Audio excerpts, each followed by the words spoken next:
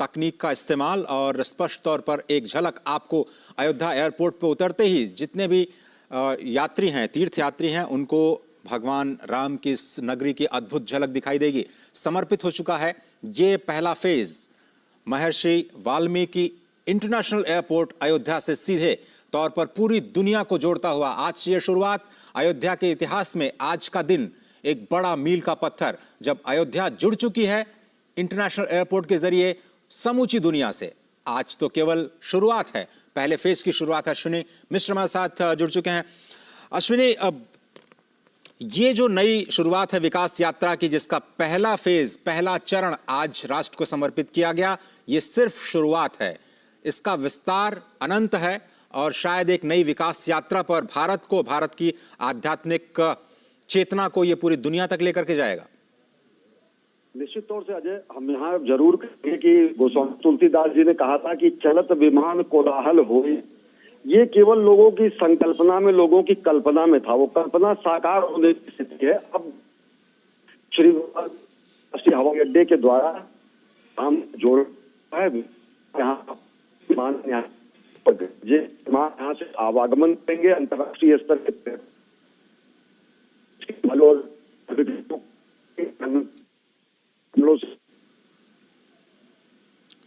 अश्विनी, आपकी आवाज मिलने में हमें थोड़ी सी दिक्कत हो रही है, हम आपसे संपर्क फिर से करने का प्रयास करते हैं। लेकिन आपको बताएं कि ये जो नया एयरपोर्ट है उत्तर भारत की नागर शैली में बनाया गया है। गुजरात के स्पेशल आर्किटेक्ट टीम के द्वारा इसका निर्माण किया गया है। अद्भुत संरचना इसकी, 7 शिखरों वाला ये एयरपोर्ट इस वक्त आप देख रहे हैं। नई तस्वीरें आपकी स्क्रीन पर, किस तरह से इसके विस्तार की योजना को अंजाम दिया गया। पहला फेज, दूसरा फेज कैसे 10 गुना बड़ा होगा, इसकी तैयारियां पूरी की जा चुकी हैं। नागरिक उड्डयन मंत्री इस वक्त प्रधानमंत्री को अवलोकन कराते हुए महर्षि वाल्मीकि अंतर्राष्ट्रीय हवाई अड्डे का एक नई शुरुआत अयोध्या के विकास यात्रा की आज दुनिया से जुड़ चुका है। इंटरनेशनल एयरपोर्ट के जरिए इंटरनेशनल एयरपोर्ट बनना इतने कम समय में, केवल 20 महीने में, अभी तक का एक record airport authority of India के लिए। लेकिन यह सिर्फ एक एयरपोर्ट नहीं है, भारत की सांस्कृतिक चेतना का केंद्र बिंदु भी है। अगर ऐसा कहा जाए तो गलत नहीं होगा। पंचतत्व की पूरी अवधारणा इस पूरे टर्मिनल पर आपको दिखाई देती है। अगर शैली की बात करें तो उत्तर भारत की अद्भुत नागर शैली में मंदिर की संरचना में इस एयरपोर्ट का निर्माण किया गया है। एयरपोर्ट के सामने ही पहुंचते ही आपको विशाल तीर धनुष का एक म्यूरल दिखाई देगा, जो पराक्रम का प्रतीक, कर्म का प्रतीक। रघुवंश की परंपरा में, सूर्यवंश की परंपरा में सभी लोग पराक्रमी रहे, सभी लोग कर्म पे विश्वास करते रहे। त्याग और तपस्या जिनके जीवन का हिस्सा था, धनुष बाण उसी पराक्रम का प्रतीक, और उसको एक म्यूरल के रूप में महर्षि वाल्मीकि इंटरनेशनल हवाई अड्डे के ठीक सामने आप सभी के स्वागत के लिए ये म्यूरल। और नागर शैली में जो पंचतत्व की दैविक पट्टिका है, खंडिका पट्टिका है, द्वारपाल पट्टिका है, कमल दल पट्टिका है, ये पट्टिकाएं आपको भारत के अतीत में ले जाती हुई दिखाई देंगी। अश्विनी हमारे साथ जुड़े हुए हैं।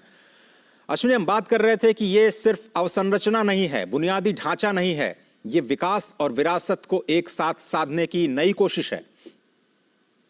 तौर से अजय, अगर देखें तो मैं कह रहा था कि गोस्वामी तुलसीदास जी ने रामचरितमानस में लिखा था कि जब पुष्पक विमान से भगवान श्री राम अयोध्या की तरफ प्रस्थान किए और कहा गया कि चलत विमान कोलाहल होई, वो कल्पना आज फलीभूत हुई है, साकार हुई है। विमानतल का अंतर्राष्ट्रीय हवाई अड्डे का लोकार्पण किया गया है प्रधानमंत्री नरेंद्र मोदी के करकमलों से। अयोध्या धाम आज अंतर्राष्ट्रीय मानचित्र पर, विमानन के मानचित्र पर अंकित हो चुका है, जो कि अयोध्या की गरिमा में एक कहीं न कहीं अयोध्या के किरीट पे एक मणिक समान है, एक मुकुट में कहीं न कहीं एक रत्न के समान है। और ये अंतर्राष्ट्रीय स्तर के पर्यटकों को, देश भर के श्रद्धालुओं को, सनातन धर्मावलंबियों को एक सुगम आवागमन का साधन तो होगा ही।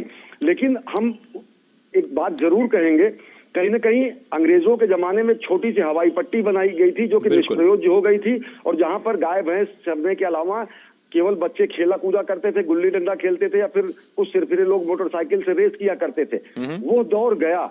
और यहीं जहां पर यह हवाई अड्डा है, यहीं से बगल बीकापुर में एक गांव में एक स्थान माना जाता है पौराणिक मान्यताओं के अनुसार कि पुष्पक विमान वहीं पर उतरा था। यानी कि जो हमारे त्रेता युग के बाद आज कलयुग में वह दिन आया है जब यहाँ पर विमान के आवागमन की सुविधा सभी लोगों को नागरिक उड्डयन के लिहाज से अगर देखें तो यहाँ पर लोगों को हासिल हो रही है। आमजन सुलभ तरीके से यहाँ से जुड़ सकेंगे और ये केवल एक हवाई अड्डा ही नहीं है। अगर देखें अजय तो पूरे पूर्वांचल के लिए और साथ ही साथ गोरखपुर में हवाई अड्डा है, लेकिन समूचे पूर्वांचल से अगर देखें तो बहुत बड़ी संख्या में लोग यहाँ से विदेश जाते हैं और खासकर खाड़ी देशों में जाते हैं। एक बार कभी लखनऊ से जब शारजाह की फ्लाइट शुरू हुई थी, इस क्षेत्र के लोगों में ऐसा उत्साह मचा था कि बहुत बड़ा काम हुआ। लेकिन अब जब अंतर्राष्ट्रीय हवाई अड्डा अयोध्या में ही होगा, 100-150 किलोमीटर की परिधि में होगा, तो कितनी बड़ी संख्या में लोग देश विदेश जाकर अपने जीविकोपार्जन के लिए और साथ ही साथ अन्य चीजों से जुड़ने के लिए आ सकेंगे। अयोध्या धाम के गौरव की पुनर्स्थापना में ये मददगार तो है ही, ये कहीं ना कहीं एक किरीट में कहीं ना कहीं शोभायमान तो है ही, लेकिन ये रोजगार के लिहाज से, स्वरोजगार के लिहाज से, आवागमन के लिहाज से, पूर्वांचल के क्षेत्र के विकास के लिहाज से ये बेहद मील का पत्थर साबित होगा तब जबकि लोग यहाँ पर जा सकेंगे। और सबसे बड़ी बात जो आपने कही कि इसका नागर शैली में किया गया जो अद्भुत वास्तु विन्यास है, वो ये बताता है कि किस तरीके से भगवान श्री राम से जुड़े प्रतीकों को लोग यहाँ पर पहुंचकर हृदयांगम कर सकेंगे, आत्मसात कर सकेंगे, देख सकेंगे, परिचित हो सकेंगे। बहुत सारे लोग जो कि कहानियों में, कथाओं में भगवान श्री राम के अलग अलग रूपों को देखते थे, दरो दीवार यहाँ की अगर अयोध्या का कण-कण भगवान श्री राम को अभिव्यंजित करेगा तो इस नए विमानतल श्री अंतर्राष्ट्रीय हवाई अड्डे, वाल्मीकि अंतर्राष्ट्रीय हवाई अड्डे का विमानतल भगवान श्री राम से जुड़े हुए कथानकों के एक एक प्रसंगों को कहीं ना कहीं चित्रित करेगा। तो निश्चित तौर से भगवान श्री राम के चाहे वो प्रसंग, चाहे वो शबरी से जुड़े प्रसंग हो, चाहे भगवान वाल्मीकि महान संत शिरोमणि वाल्मीकि द्वारा रामायण की रचना की हो, और सबसे बड़ी बात तो ये कि कार्यांजलि है ऐसे महापुरुषों को जो कहीं ना कहीं नेपथ्य में डाल दिए गए थे। आज अयोध्या का वैराग्य और वैधव्य दोनों कहीं ना कहीं समाप्त हुआ और नई विकसित सुसज्जित श्रृंगारित अयोध्या दुनिया के सामने आ रही है, जो स्पष्ट करती है कि किस तरीके से हमारे सांस्कृतिक गौरव की पुनर्स्थापना के साथ साथ अयोध्या की आध्यात्मिकता को सजो कर अयोध्या को नया आधुनिक कलेवर दिया जा रहा है। और उसी का प्रमाण है ये श्री वाल्मीकि अंतर्राष्ट्रीय विमानतल, जो इसका लोकार्पण प्रधानमंत्री नरेंद्र मोदी के कर कमलों से किया गया है, जो कि आवागमन के लिहाज से और सांस्कृतिक वैभव के लिहाज से दुनिया को चकित कर देने के लिए पर्याप्त है। अजय, बिल्कुल सही कहा आपने। और ये जो महर्षि वाल्मीकि अंतर्राष्ट्रीय हवाई अड्डा है, उसकी कुछ खासियतें मैं दर्शकों तक पहुंचा दूं। आर्किटेक्ट डिजाइन की बात करें तो इसको 4 स्टार रेटिंग दी गई है, one of the top ratings कही जा सकती है आर्किटेक्ट डिजाइन के लिए। ये पूरी की पूरी बिल्डिंग कार्बन न्यूट्रल है, यानी यहां पर जो तकनीक का इस्तेमाल किया गया है, प्रदूषण बिल्कुल जीरो के बराबर, जो लगातार जीरो वेस्ट की बात करते रहे हैं प्रधानमंत्री नरेंद्र मोदी, इस पूरी डिजाइन में, इस पूरे निर्माण में कार्बन न्यूट्रल रहने की कोशिश की गई, यानी प्रदूषण इससे पूरे निर्माण कार्य से बिल्कुल नहीं हुआ। पूरे 20 महीनों में इस बात का ख्याल रखा गया। जीआरसी जो कि ग्लास फाइबर रेनफोर्स कंक्रीट होता है, जो पत्थरों को रिप्लेस करता है, अगर आप पत्थरों को काट करके निर्माण करते हैं तो उसमें प्रदूषण की संभावना बहुत ज्यादा होती है। और आप जानते हैं दिल्ली जैसे महानगरों में निर्माण कार्य पर रोक इसलिए लगी क्योंकि जो पीएम जो इंडेक्स है पीएमआई को बहुत ज्यादा बढ़ जाता है निर्माण कार्यों से। लेकिन ये जो नई तकनीक है जिसको आप कहते हैं GRC glass fibre reinforce concrete, इसका इस्तेमाल करके आपको लुक तो पत्थरों का दिया गया लेकिन इसको बिल्कुल प्रदूषण मुक्त रखा गया। इसको साथ ही साथ पूरी बिल्डिंग को ग्रीन बिल्डिंग के तौर पर विकसित किया गया। और फर्स्ट फेज जिस तरह से हम कह रहे हैं कि सेकंड फेज में इसको 10 गुना बढ़ाया जाएगा। कुछ तस्वीरें आप देख रहे हैं जिसका जिक्र अश्विनी जी ने भी किया कि संपूर्ण रामायण को यहां पर म्यूरल्स के जरिए दिखाने की जो कोशिश है, इसके साथ साथ मधुबनी पेंटिंग के जरिए ये जो सारी की सारी सांस्कृतिक विरासत है हमारी, पूरी दुनिया तक लोगों को पहुंचाने की, और एक नए कलेवर में जो ये बन करके तैयार हुआ है, जिसमें राम दरबार 3 फ्लोर पर बनाया गया है। मधुबनी पेंटिंग्स के जरिए राम विवाह की तस्वीरें पूरी दुनिया तक पहुंचाई जाएंगी। अश्विनी, 7 शिखरों पर ये पूरा का पूरा, 7 स्तंभों पर ये पूरा जो विमानपत्तन बनाया गया है, अंतर्राष्ट्रीय हवाई अड्डा, जो रामचरितमानस के 7 कांडों की ओर इशारा करते हैं, जिसका जिक्र आपने किया था। निश्चित तौर से, और अगर देखें तो एक धनुष के आकार की प्रतिकृति जो कि हमारे पुरुषार्थ का प्रतीक है, जो कि बताती है परित्राणाय साधुनाम विनाशाय च दुष्कृताम, या फिर जिसी को कहा जाता है कि परहित सरस धर्म नहीं भाई, पर पीड़ा सम नहीं अधिमाई, जो कि हमारे समत्व का, हमारे ममत्व का, हमारे संस्कृति का पूरे दुनिया को बोध कराती है। भारत भारतीयता के सनातन धर्म के अनेक प्रसंगों को, अनेक प्रतीकों को, रामायण से जुड़े अनेक ऐसे प्रसंगों को यहाँ पर चित्रित किया गया है, जो कि हमारी राष्ट्रीय वैभव के साथ साथ हमारी सांस्कृतिक वैभव को भी दुनिया के सामने पहुंचेंगे।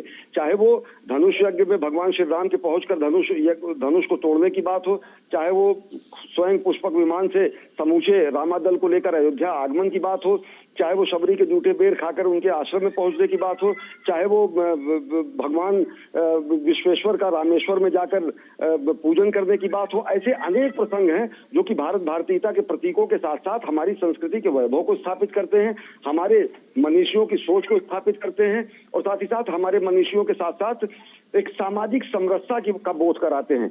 अगर शबरी के प्रसंग को देखें, केवट के प्रसंग को देखें, जहां पर केवट जो है भगवान को नाव की उतराई के लिए तैयार नहीं होते और वो कहते हैं कि हम आपको नाव में नहीं बैठाएंगे, चाहे वो अहिल्या उद्धार की बात करें, चाहे वो शबरी के जूठे बेर खाने की बात करें, तो भगवान श्री राम का व्यक्तित्व कहीं ना कहीं समत्व ममत्व और विश्व बंधुत्व के लिए ऐसा समर्पित व्यक्तित्व था जो कि पुरुषोत्तम के रूप में पूरी दुनिया में जाना गया। और निश्चित तौर से मैं बार बार ये कहूंगा कि त्रेता युग के बाद आज वो क्षण आया है जब यहाँ पर विमान के कोलाहल सुनाई पड़ेंगे।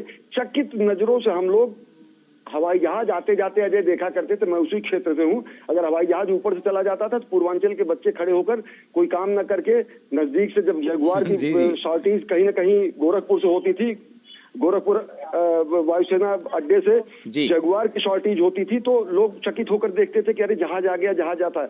गुम्मी जहाज जिसको कहते हैं, जो एक सफेद रेखा छोड़ती हुई चली जाती थी, उसको हम लोग बचपन में निहारा करते थे तब तक जब तक वो ओझल नहीं हो सकती थी। तो आप सोच सकते हैं कि अगर हम अपनी आंखों से विमान को वहां पर उतरते हुए आते जाते हुए देखेंगे तो उस समूचे क्षेत्र के लिए कितना ज्यादा ये गौरव का बात होगा। गौरव के साथ साथ आर्थिक उन्नयन की बात होगा, नए अवसर खुलेंगे, नए संभावनाएं खुलेंगी, युवाओं में नया उत्साह भी आएगा। अश्विनी जी, अब तो ऐसा लग रहा है कि जब नया घाट के साथ में जो हवाई पट्टी जो हेलीपैड बनाया गया है, वहां से तो आप आराम से हेलीकॉप्टर पे बैठ करके 3000 रुपए में संपूर्ण अयोध्या की परिक्रमा भी कर सकते हैं।